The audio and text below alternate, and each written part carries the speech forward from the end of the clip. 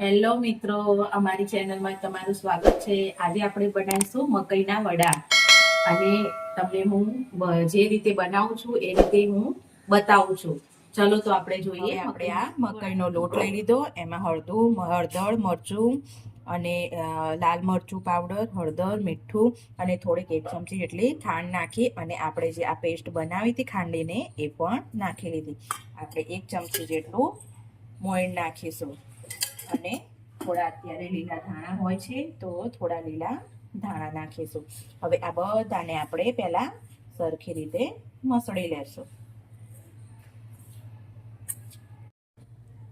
હવે આ રીતે આપણે ધીમે ધીમે પાણી નાખીને લોટને બાંધીશું અને એકદમ સોફ્ટ જેવો લોટ બાંધીશું આપણે આનો, આપણા વડા થાય એમ.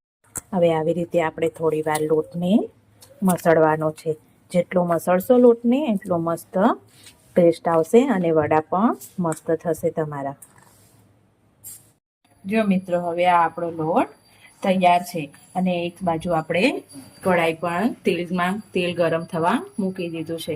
હવે આપણે બનાવીશું વડા.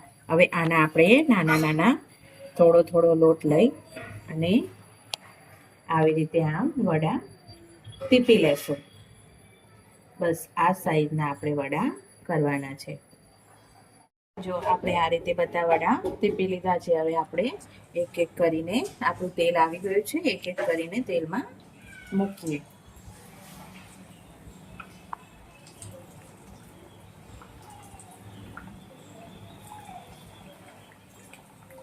રોજ છોકરાઓ માટે શું નાસ્તામાં બનાવું એ જ રોજની મમ્મી, આજની મમ્મીને રોજ એ જ ચિંતા હોય કે શું બનાવો છોકરાઓ માટે નાસ્તામાં.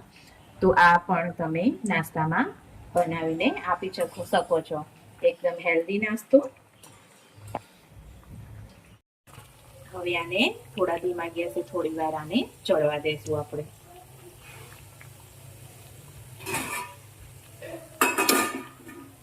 જો તમને વડા ટીપતા ના આવડતા હોય તો આ રીતે વડું ટીપવાનું. આ જે બે હાથની પેલી એ છે ને ત્યાંથી આમ કરીને વડું મસ્ત રીતે એક સરખું ટીપાઈ જાય છે અને મસ્ત ગોળ આકાર પણ આવી જાય છે.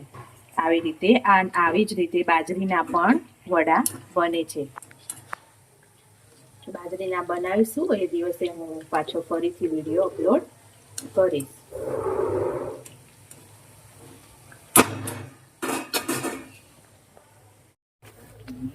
જો આપણે આ રીતે બીજા વડા પણ કરી દીધા છે. હવે આને પણ ગોલ્ડન બ્રાઉન થાય ત્યાં સુધી ચડવી લેશું. આપણા વડા એકદમ ગોલ્ડન બ્રાઉન કલરના થઈ ગયા છે અને એકદમ મસ્ત રીતે ચડી ગયા છે. અડધા વડા તો ફૂલ્યા પણ છે મસ્ત એવા. અને આપણે હવે બહાર કાઢી લેશું.